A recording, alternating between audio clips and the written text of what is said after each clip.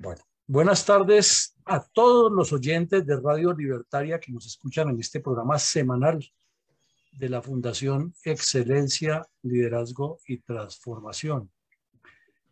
Hoy, 29 de junio de 2022, nos acompañamos desde Medellín, mi coronel Iván González Urán, y desde Bogotá, Colombia, quien les habla, Luis Alberto Villamarín Pulido.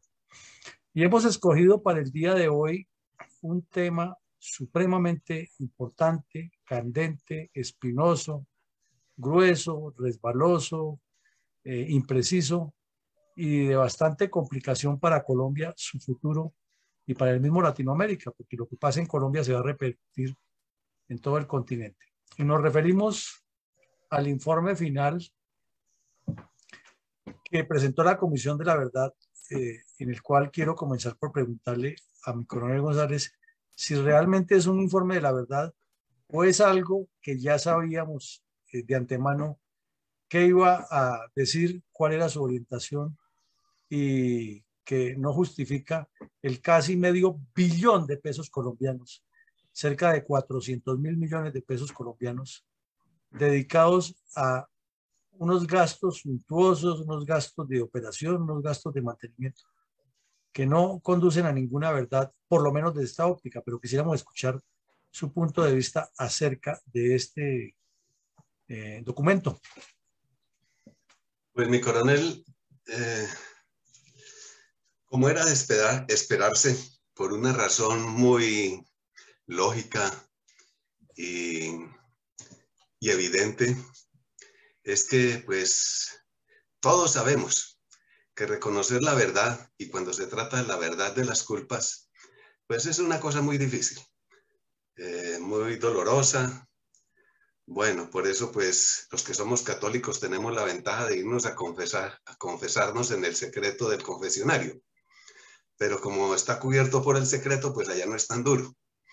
Pero aquí que es en público, entonces sí es bastante difícil. Entonces la conclusión era que pues por ese motivo iba a ser un lenguaje muy vaporoso, muy etéreo, muy gaseoso, muy esquivo, ¿sí? Porque dependiendo de esa verdad es también la culpa, y dependiendo de esa culpa es la pena. Pero como ya de antemano, por la otra vía de la Justicia Especial para la Paz, que llamamos la JEP, pues se está perdonando todo, pues a eso amortiguaba esa dificultad. Pero sin embargo, de todas maneras, allá serán las penas judiciales y penales, pero aquí es algo todavía mucho más exigente, que es el perdón del pueblo, de la gente, de la conciencia colectiva de la nación. Y eso sí es un tribunal que es muy severo y muy exigente. Y no es porque no perdone, sí perdona, pero no olvida. Y pone en evidencia cada víctima su condición. Entonces, este documento sí lo acaba de confirmar. Se presentó antier, creo que fue, o ayer. Creo que comenzó a comentarse antier, ¿no? Ayer, sí, claro. No, los comentarios comenzaron desde la semana pasada, que la revista Semana obtuvo un borrador de lo que iban a publicar, que resulta ser lo mismo. Sí, correcto. Entonces se confirmó lo que se presumía desde hace mucho tiempo, y que precisamente ese año más que solicitaron de dilatorio, y que para incorporar más verdad, que a la larga no nos dimos cuenta si se incorporó más verdad o simplemente era por apaciguar ese deber o demorarlo, pues confirmó lo que presumíamos que iba a suceder y ha quedado en evidencia. Bueno, mi coronel, resulta que los que defienden lógicamente su esperpento se inventan mil cosas, y al demostrarles o al decirles que el año pasado, como usted lo acaba de aclarar, ya estaba listo el informe, buscaron no solo mantener una nómina que costosísima de casi 100.000 millones de pesos en un año, con gastos de funcionamiento, etcétera, pero en el fondo lo que vemos es que había un cálculo político elaborado derivado de una reunión que tuvo Gustavo Petro durante 3 meses en Cuba cuando salió del país, siendo senador en ejercicio, sin autorización de nadie, y aprovechando la pandemia, le tocó quedarse allá en Cuba 3 meses, y en los 3 meses estuvo reunido permanentemente con los del ELN, planeando cómo presentar la propuesta de paz del ELN. Entonces deduce uno que esa demora calculada que tuvo este documento apunta a eso, a que estaba tejiéndose por debajo de la mesa un pacto siniestro con el fin de que el documento saliera después de la segunda vuelta presidencial, con un cálculo todavía mucho más malévolo. Si Petro ganaba, entonces hacían lo que hicieron ayer, de colocarlo como una hoja de ruta para una eventual constituyente, así digan lo contrario. Y si Petro perdía, era el argumento para reclamar una constituyente desde la calle, y utilizar a la, entre comillas, protesta social y los vándalos de la primera línea para destruir instalaciones públicas y presionar al gobierno que quedara si no ganaban. Y le agrego una cosa, al leer su contenido inserto, encuentra uno el mismo lenguaje, la misma terminología, los mismos argumentos del ELN. ¿Cree usted que esto puede ser así o es especular demasiado? Pues por esa coincidencia con la demora de Petro en Cuba, que no se parecía muy justificado y además cobrando salario multimillonario de senador sin hacer nada aquí por la nación, y después aparecer ese lenguaje tan similar, como dice usted, a la dialéctica del ELN. Entonces, pues hay más que dos razones justificadas para pensar que sí se estaba llegando a un acuerdo entre el factible candidato que podría ganar la presidencia en las elecciones y los intereses propios de ese grupo terrorista al cual no se le ha dado la oportunidad de diálogo hasta que no suspendan sus acciones criminales y que no desean detenerlas. Entonces, que se podía acordar con ese factible nuevo presidente un acuerdo de negociaciones que no obtuvieron durante este cuatrenio pasado. Entonces, son dos razones más que evidentes de lenguaje y de contacto para análisis político y ponerse de acuerdo en facilidades y en concesiones con el ELN. Entonces creo que está muy claro. Bueno, perfecto. Entonces vamos a ver ya aquí en pantalla el título que es como un poco sugestivo, y cuando habla de hallazgos es porque se descubren cosas que no se sabían, ¿no? Pero resulta que usted mismo lo ha dicho, para decir que las FARC son terroristas y criminales y que han violado niños y que han asesinado gente y destruido pueblos, ahí no hay que hacer ningún hallazgo, es simplemente recuperar archivos y buscar las víctimas que cuenten la verdad.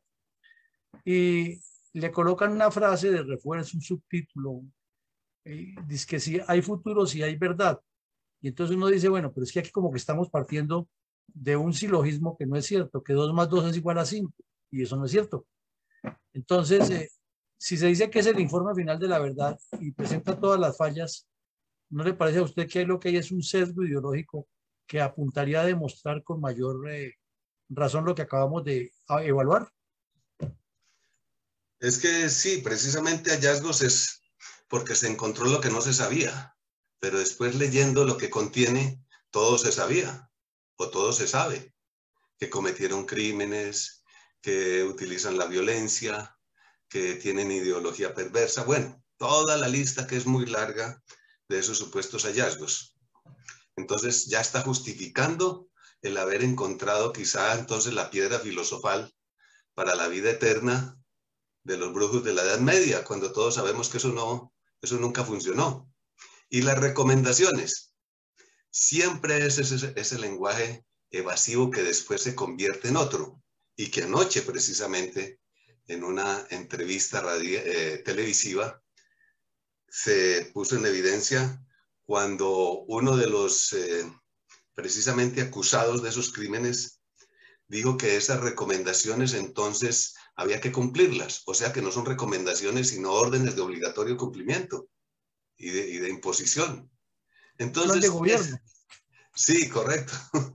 Entonces, precisamente es que ese es el lenguaje adaptativo, sutil, picaresco, sí, de doble sentido que permite la interpretación y como dicen los abogados, y además se llega a la conclusión por contexto, o sea, no por plena prueba de un delito, sino por el que me parece tal vez, quizás, probablemente, o todo indica, como dicen ellos, utilizan todas estas palabras para llegar a su conclusión que es supuestamente verdad divina y verdad pontifical revelada.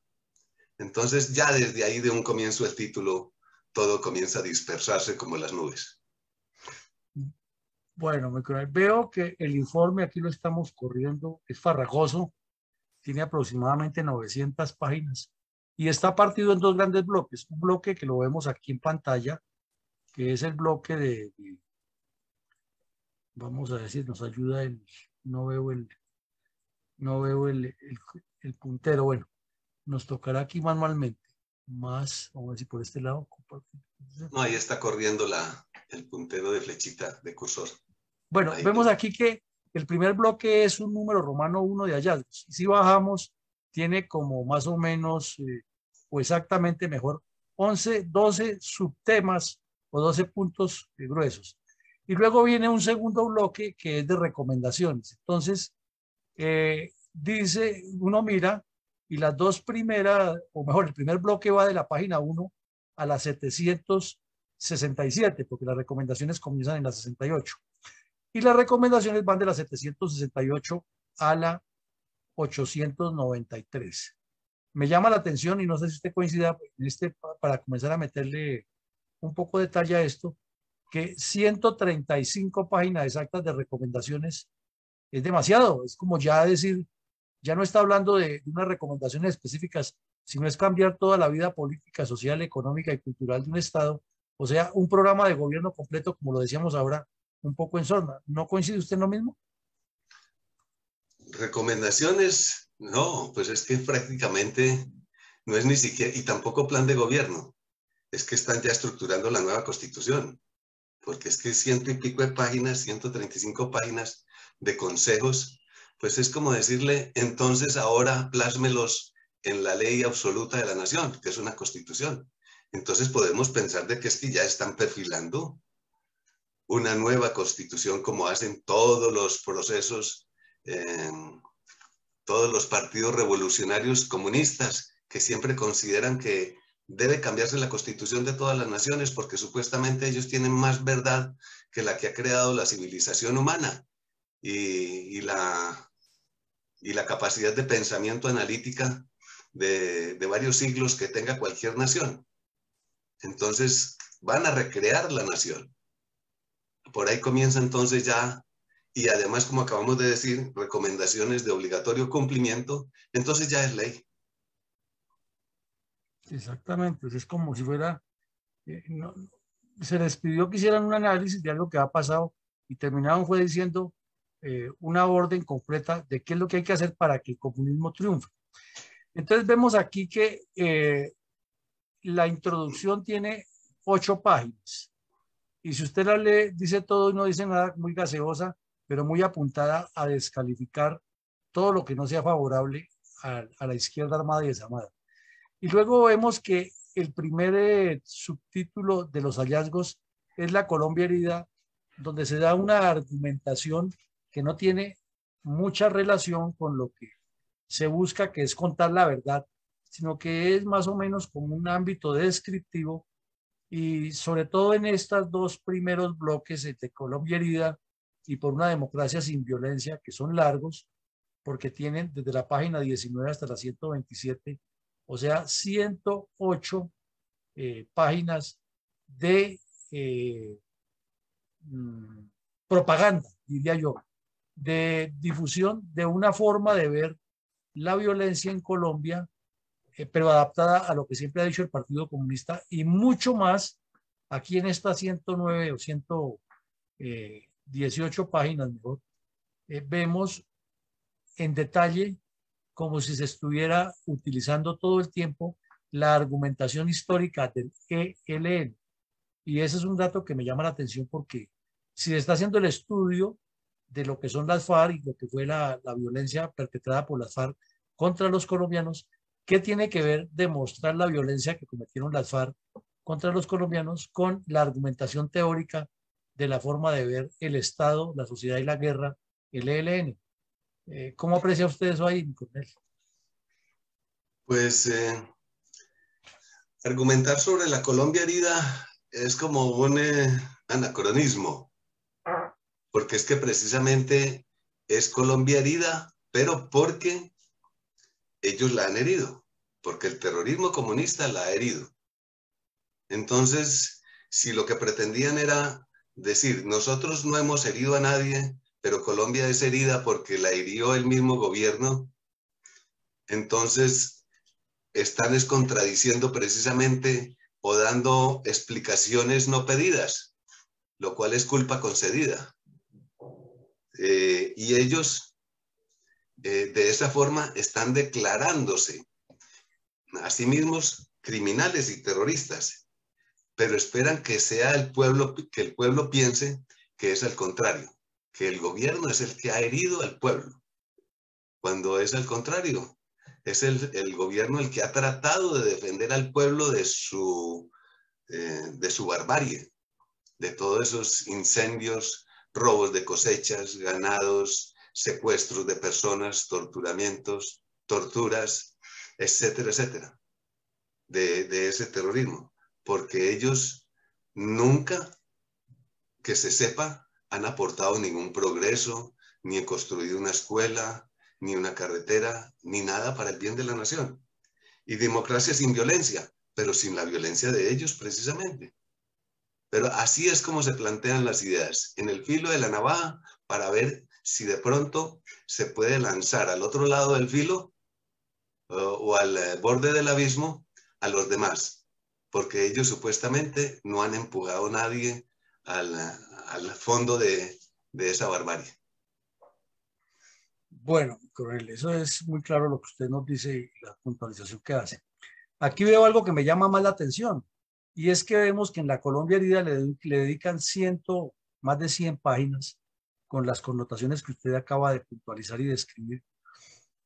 Y pongamos el contexto, se crea esa comisión supuestamente por gente de buena fe que va a decir la verdad de lo que le corresponde a las víctimas. Y ya vemos un primer bloque grande de más de 100 páginas dedicado a elucubrar y a dar una ambientación teórica. Es que la guerra es culpa del Estado, como la ha planteado el ELN con las ideas del ELN, y está hablando de la guerra de las FARC, que aunque se hacen el mismo daño o han causado el mismo daño y tienen el mismo objetivo, no tienen la misma dinámica y estilo. Entonces ya hay algo que llama la atención. Pero si miramos el punto número 3, que es violaciones a los derechos humanos e infracciones al derecho internacional humanitario, se sobreentiende que por leyes vigentes las guerrillas no violan el derecho internacional humanitario, pero sí violan los derechos humanos. Y si se estaba haciendo el estudio de todo este campo, al mirar en detalle cada uno de los puntos 3.1, 3.2, 3.3, hasta llegar al 3.20, 21, corrijo, se avanza únicamente 72 páginas. 72 páginas, que son, en comparación a las anteriores, mucho menos. Entonces, ¿qué explicación tendría darle a una persona o a una investigación o a una historia que se quiere contar que haya más de ambientación teórica y de bla, bla, bla y de justificación desde una óptica completamente marxista a una guerra y tratando de salvar el pellejo del actor más comprometido que son las FARC, y donde tiene que tocar temas como ellos mismos los subpuntúan, por ejemplo, los civiles los más vulnerables en su derecho a la vida, y apenas le da 4 páginas, y en cambio, porque está entre las 139 y las 143, en cambio, cuando habla, por ejemplo, de la Colombia herida y los impactos en la vida cotidiana, y el siguiente, los impactos de la guerra, se va entre la 35 y la 74, es decir, que le dedica aproximadamente 40 páginas. ¿No le parece a usted que hay un desbalance en la distribución del espacio y en el tratamiento de estos temas tan sensibles como los civiles. Por ejemplo, las masacres, que las FARC cometieron tantas y a duras penas le dan 2 páginas larguitas. Y las ejecuciones extrajudiciales se las endilgan todas al Estado porque es extrajudicial, pero los asesinatos selectivos apenas los mencionan que sí, que ha habido actores, ¿no? Actores del conflicto que han cometido asesinatos, pero en especial el Estado en alianza con los paramilitares. ¿No cree que ese solo desbalance de páginas ya indica el sesgo y todo lo que hemos mencionado? Y adicionalmente con el desbalance de toda la parte teórica inicial que acabamos de mencionar, tan extensa y larga, que por supuesto también tiene similitud como cosa extraña que sea muy idéntico a la fraseología, la terminología y la forma de razonar del grupo terrorista del ELN. Y bien sabemos cómo durante 30 años el ELN fue influenciado por sacerdotes y por prelados de la iglesia y uno de ellos durante 20 años, Manuel Pérez, fue su directivo general, su cuadrillero, su cabecilla general, que le indujo toda esa ideología política con lenguaje religioso. Y entonces uno se pregunta, ¿y este informe de la verdad también tiene esa misma forma de razonar dirigida a esa comisión por otro prelado, que también tiene sus antecedentes y sus inclinaciones bien sabidas contra el Estado y lógicamente en favor de los grupos terroristas? No solo ahora en su último desempeño como presidente de esta comisión, sino durante todo su tiempo que lleva de religioso, formado en un seminario que también tiene muy buenos antecedentes de ser revolucionario en la formación de sus seminaristas y de sus religiosos. Y así entonces se va conjugando. Y aquí entonces termina que donde hay que reconocer muchas verdades se dedican muy pocas páginas. Y donde hay que poner verdades, porque hay verdades de ambas partes, entonces como la del Estado se magnifica, se utiliza para llenar muchas páginas, hablar en forma muy amplia. Lógicamente que al magnificar aquello que conviene ser agrandado y minimizar todo aquello que se necesite minimizar, lógicamente que si es del lado del Estado, pues se magnifican los errores y se minimizan las virtudes. Entonces sí hay mucho que contar, muchas páginas que llenar y mucha dialéctica. Exactamente, contra el Estado, incluida las fuerzas militares. Pero aquí quiero tocar un punto que llama más la atención. Habla primero de insurgencias y resulta que las FARC no son insurgentes, son terroristas, porque ellos no están buscando cambiar el Estado en favor de un pueblo que está sufriendo una dictadura ni una satrapía, sino que son unos grupos armados ilegales que practican todo tipo de crímenes y atrocidades contra su adversario y contra la población civil con el fin de ganar posicionamiento. Pero es más todavía, porque supongamos que la palabra insurgencia fuera la adecuada, pero ¿por qué habla de insurgencias si está hablando de las FARC? Si era una comisión de la verdad hecha para esclarecer la verdad de lo que pasó entre el Estado y las FARC.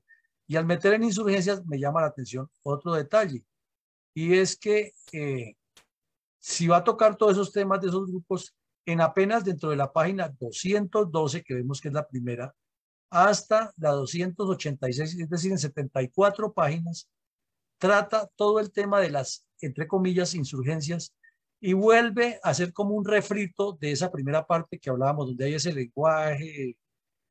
lenguaje elaborado, ese lenguaje sesgado y ese lenguaje proclive a la teoría del ELN, y usted encuentra un poco de elementos. Por ejemplo, en el punto número 4.5, cuando están investigando lo que pasó entre las FARC y el Estado en 60 años, le dan únicamente un subtítulo que llama Entramados guerrilleros, partidos políticos y movimientos sociales. Le confieso honestamente que fue el primer punto que me llamó la atención de este farragoso informe y lo abrí. Y fui y me llevé la gran sorpresa que lo que hay es una justificación tácita de la relación del Partido Comunista con las FARC y de otros partidos que no mencionan, porque por allí y por allá, pero finalmente lo que terminan diciendo es que los partidos políticos se descompusieron y que eso terminó en movimientos sociales, que es lo que está activo en este momento por parte de la guerrilla y los grupos criminales, impulsando la violencia desde esos grupos con el argumento de que son grupos sociales. Pero lo comparo ese punto 4, ese punto 4 o 5 entramados que abarca 16, 17 páginas con el quinto subpunto del primer bloque. Y ese es el entramado del paramilitarismo. Y vea usted, comienza en la página 295 y llega a la 362. Es decir, que le da 67 páginas a el problema del paramilitarismo y apenas 16 al problema de las FARC y partidos políticos, y los mete a todos. Entonces, no es que queramos negar ni esconder el fenómeno de las autodefensas, mal llamadas paramilitarismo, y como lo hemos sostenido, quien violó la ley, quien se metió a esa delincuencia, que responda, porque esa no es la forma ni el Estado, ni lo que se enseña en las unidades militares, ni en las escuelas. Pero sí queda un sinsabor de que una comisión que está investigando a las FARC termine haciendo lo que pasaba en Cuba y lo que pasó en la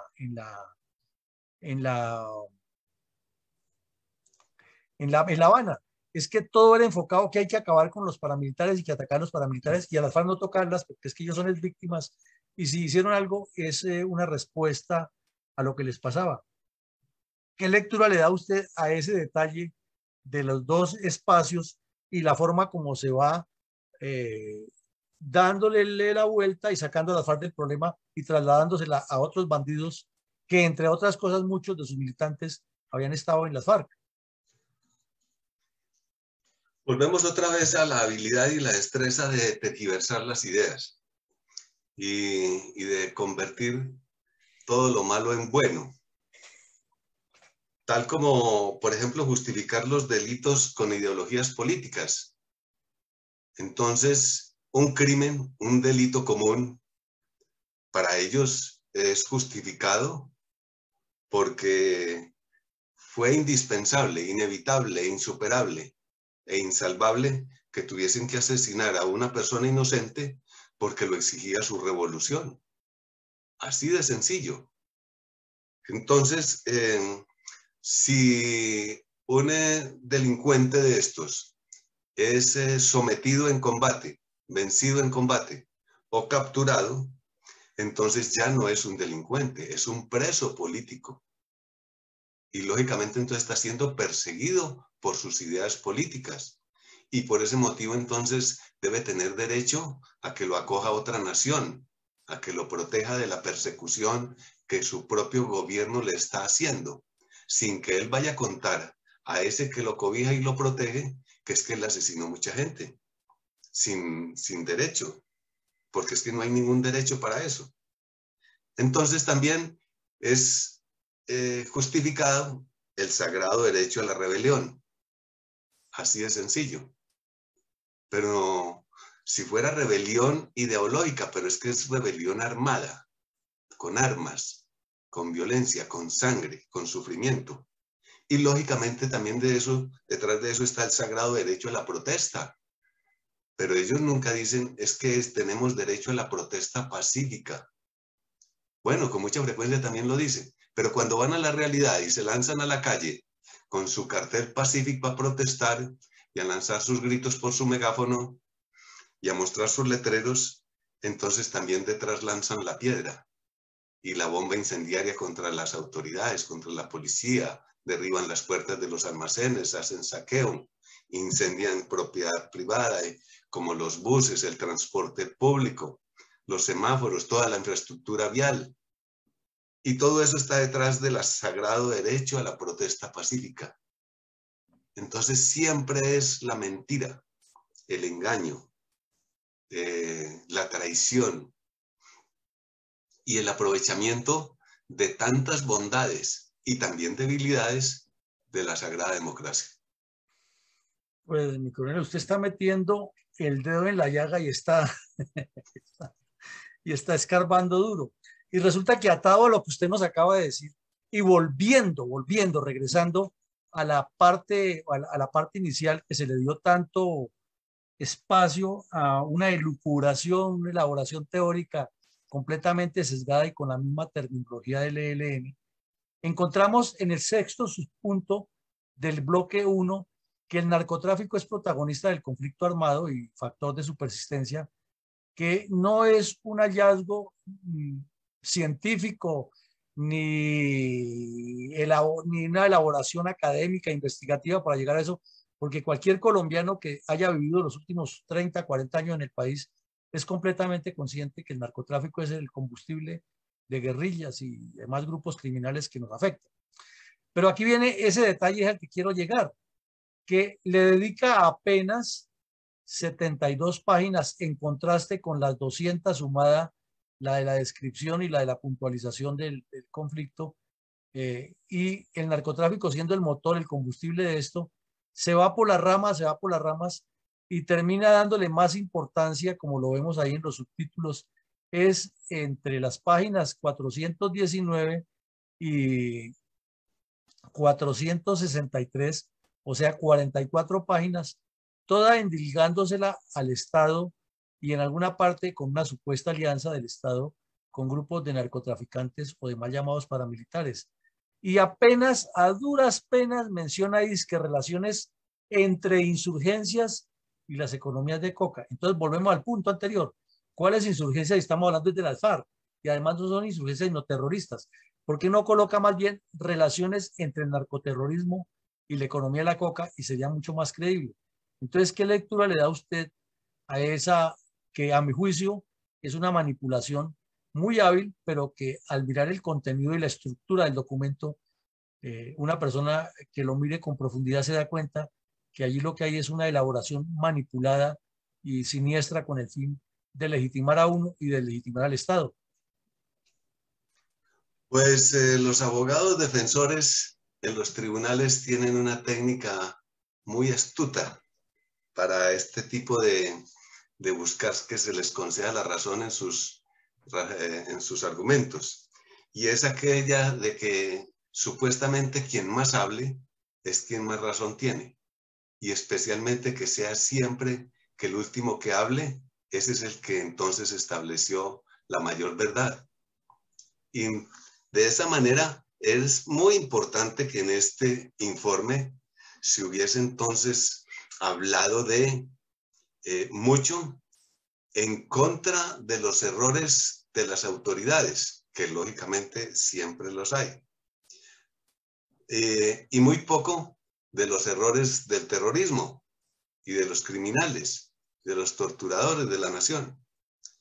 Y de esa forma, los que más han pecado parece que hubieran sido los más santos, porque al omitir decir toda la verdad, entonces se está pecando en verdad por omisión.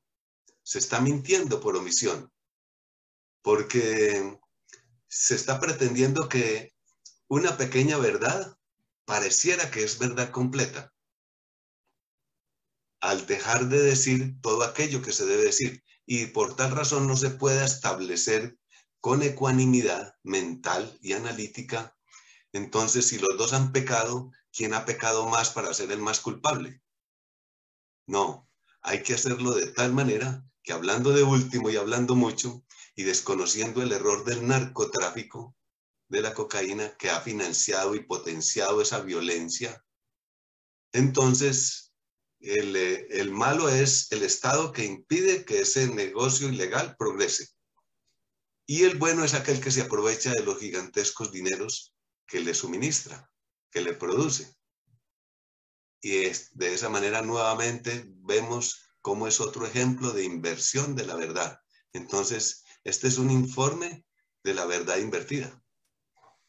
Pues, mi coronel, al tocar esa pues, definición técnica muy puntual que usted ha dado de la verdad invertida, este séptimo punto, es su punto del primer punto, sí que daría pues para que hiciéramos por lo menos 2 o 3 programas de esto analizando para coger el listado del 7.1 al 7.8, porque usted ve aquí, o todos los colombianos que somos conscientes de nuestra situación, sabemos que ha sido el modelo de seguridad del Estado colombiano el que ha impedido que las fuerzas guerrilleras, las fuerzas terroristas, se tomen el poder y nos impongan un sistema comunista. Eso no es un secreto para nadie, es una realidad.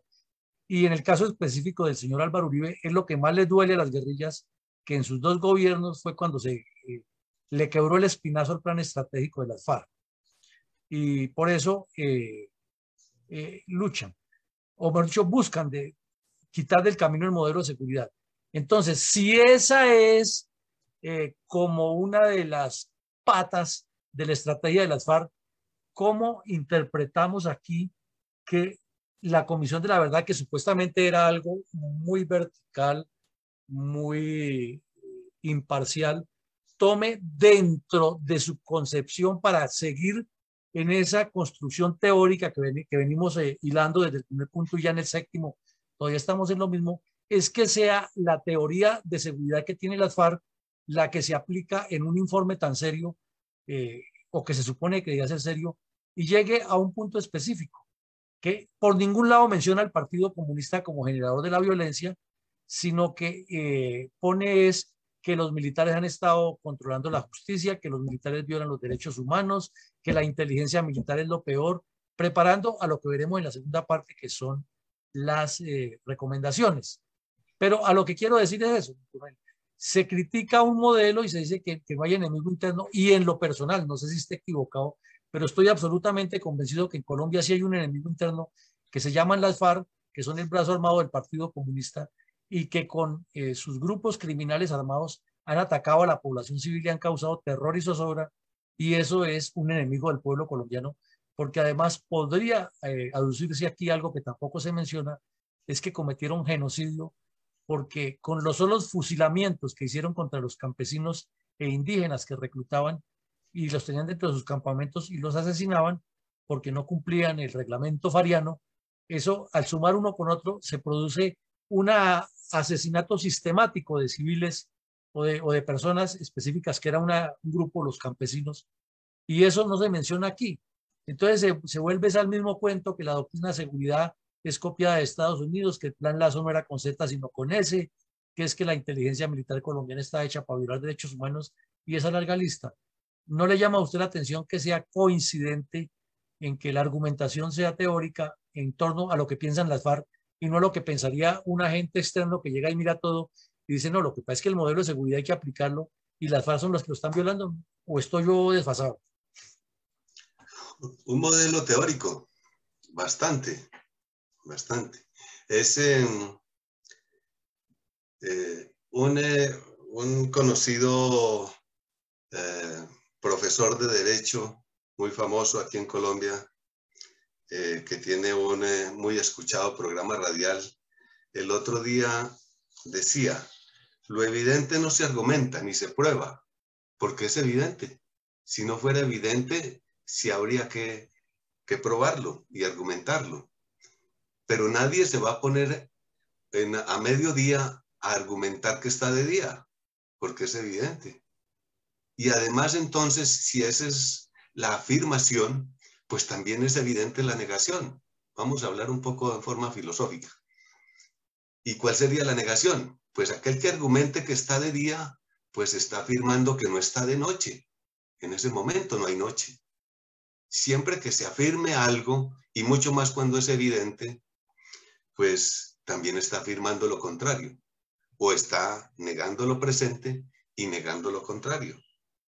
Entonces, si dice que el enemigo interno, entonces ellos, como conclusión, es que ellos son el amigo interno.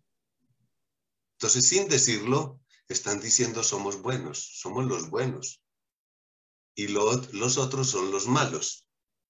Pero si uno le dice que lo pruebe, pues no lo va a hacer, porque lo evidente no se prueba. La maldad es maldad. Cuando ellos destruyen regiones, economía, asesinan pueblos, destruyen pueblos y asesinan ciudadanos, hacen masacres, pues es que eso no hay que probarlo. Eso es evidente por sí mismo, y esa es su culpa evidente, que ni siquiera hay que probárselas. Y por lo tanto, entonces, es evidente que ellos son la maldad y no el Estado. Pero aquí en este informe, entonces, pretenden hablar del enemigo interno. El enemigo interno será para ellos, pero no para el gobierno, que es el que precisamente ha sido elegido y seleccionado por el pueblo para que lo cuide, para que lo proteja de ellos mismos. Entonces, esta es otra manera muy filosófica y casi que teológica de volver otra vez a invertir las ideas y gastarle todas estas páginas de argumentaciones ilusas, etéreas y sin fundamento, para pretender que hablando mucho se tiene la razón. Y mi coronel, y en el punto número 8, aquí sí, como decimos los colombianos coloquialmente, es tal el cinismo de esta comisión que la sacaron del estadio. Ese es el término coloquial. Resulta que hablan de la impunidad como factor de persistencia del conflicto armado. Un lego en la materia, o nosotros los dos que fuimos militares vemos ese titular y nos imaginamos que es un juicio analítico y científico y probado con estadística y todas estas cosas de la irresponsabilidad de jueces y magistrados en las decisiones judiciales que han permitido que la guerrilla crezca y ataque al Estado y ataque a los colombianos. Eso lo deduciría una persona sensata y clara, pero al mirar el temario de los subpuntos 8.1 a 8.15, en 55 páginas, usted lo que encuentra es una justificación de el accionar guerrillero. Inclusive llama la atención que dice en uno de los puntos específicos el ataques de la guerrilla. Estamos hablando de 60 años de ataques de la guerrilla. En la Fundación estamos haciendo un programa que lleva ya casi 8 meses y llevamos 150 capítulos y creemos que todavía no hemos entrado ni a la quinta parte de todo lo que hay que contar. Y esta gente en 2 páginas, entre la 560 y la 62, resume la impunidad de la justicia frente a los ataques de la guerrilla. Me parece que hay un desbalance terrible. Y en cambio, todo el tiempo usted lo mira por el titular es que la justicia está cooptada por las fuerzas militares, por los mal llamados paramilitares, que las víctimas han sido afectadas, pero hablan siempre de las víctimas que causaron los paramilitares, los mal llamados paramilitares, y las que pudieron causar algunos agentes del Estado, pero no hablan de las víctimas que cometieron las FARC. Entonces ya eso no, para mí no significa un informe serio, sino lo que significa es un documento de propaganda de las FARC. ¿Cómo la ve usted ahí? Es un cinismo completo, porque miremos un solo caso de impunidad, muy sencillo, muy fácil de entender para cualquier campesino no letrado, no estudiado, para cualquier ciudadano corriente de vereda, pueblo, villorrio, ciudad o el que sea, o alta cátedra teórica de universidad. Pues, ¿qué más impunidad puede ser aquella de haber sembrado tantos campos, caminos y senderos de los campesinos en Colombia, de minas que han destruido a sus animales, a ellos mismos, a su familia, a sus hijos cuando van a la escuela, los han volado, a muchas tropas, lógicamente? ¿Y será que no es impunidad el haber dicho, es que vamos a hacer la paz, pero los campos minados los vamos a dejar ahí, porque nos da miedo ir a desactivarlos, siendo ellos mismos los que los han sembrado? ¿Será que es que le tienen miedo a las tempestades de los vientos que han cosechado, que han sembrado, y que se les convirtió en huracanes? Pues ahí está entonces, ¿con qué derecho se van a, moral o legal, se van a atrever a decir, es que hay mucha impunidad estatal? Si es que no más con sus minas hay gran impunidad criminal. Y así de tranquilos, sentados en el Senado, ganando multimillonario salario, prácticamente riéndose del pueblo colombiano, no aportando nada y haciéndole burla al dolor y al sufrimiento colombiano. Bueno, mi coronel, como siempre tenemos un enemigo que usted ya sabe cuál es. El tiempo que no nos deja. Entonces vemos que el subpunto 10, el subpunto 11 y el subpunto 12 de este primer bloque, que es argumentativo y justificativo, no del conflicto, no de las acciones que generan el conflicto per se, sino justificación de por qué las FARC existen, como si fuera una respuesta a una agresión del Estado, y hablan de una cultura y el conflicto armado, y ya se van hasta la colonia, o sea que los españoles tienen la culpa de que las FARC hayan asesinado campesinos, etcétera. Y hay una cantidad de puntos que tienen que ver es con una dinámica de malos gobiernos, pero ellos lo van utilizando, es como una situación cultural, y entonces ya al ser cultural, lo que nos toca es reconocer que las FARC son los salvadores y los demás son los agresores. Luego ya habla de los procesos de reconocimiento y responsabilidades, y uno mira sus puntos y apuntan todos a que el Estado es el responsable, las fuerzas militares son los responsables, y que ellos lo único que hicieron fue defenderse, y que en el desespero de esa defensa fue que en algunos casos cometieron algunos desmanes, pero eso pongámoslo en una paginita ahí, porque es que los desmanes grandes son los de los paramilitares, que existieron apenas como 10 o 12 años, físicos, activos, y en cambio ellos duraron 60 y fueron unas mansas palomas. Y finalmente, un epílogo con un poco de refrendación teórica. Entonces, para darle la palabra, y cierro ya mi intervención con esto, es que necesariamente cualquier lego en la materia concluye que al ver estos 12 subpuntos del primer bloque, lo que hay es una justificación para las FARC, una criminalización del Estado, una asignación de responsabilidades, y entonces lo que veremos la próxima semana, que son las recomendaciones, son absolutamente necesarias para desembocar en una constituyente. ¿Cómo la ve usted, mi coronel? Sí, allá conduce, y así lo dijimos desde el comienzo, justificar una constituyente, creer que realmente eh, todo lo malo que se ha hecho, todo el crimen que se ha cometido, está justificado, y como tienen miedo de que dentro del panorama de las leyes colombianas en este momento eso no parezca estar justificado, entonces necesitan buscarse una constitución con la que se puedan apalancar ese supuesto justificación, perdón. Lo cual entonces es poder pecar porque después me voy a inventar la penitencia que me da el perdón. Simplemente voy al confesionario y me dan la bendición. Pero nunca... Y la culpa ¿Perdón? la tuvo el cura que le está dando la bendición. Sí, correcto. Correcto. Y entonces, todo lo que sea antes de ir al confesionario es válido, porque después todo terminará en perdón. Y al ser perdonados, pues nuevamente vuelven a ser almas puras, blancas, con derecho a ir al cielo. Porque supuestamente, aún aquello que de lo que el cielo no perdona, ellos sí tienen derecho porque han creado su nueva constitución que les da ese derecho. O sea que finalmente el que tiene, va y se confiesa el delincuente con el cura, y el que tiene que salir a pedirle perdón a la sociedad y a Dios es el cura, porque el delincuente es el salvador. Pues mi coronel, llegamos al final. Muchísimas gracias a usted, muchísimas gracias a Radio Libertaria, y por favor usted en un minuto el cierre y su despedida.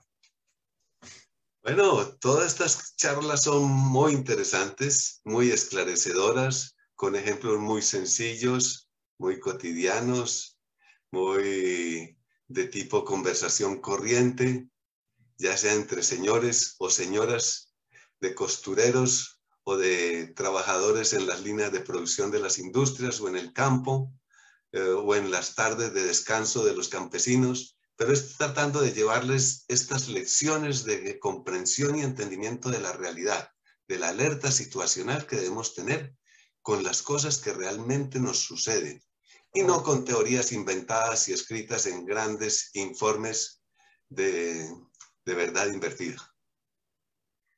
Bueno, mi coronel, entonces feliz tarde para todos y muchas gracias, y nos vemos dentro de 8 días. Gracias y una feliz tarde, muy amable.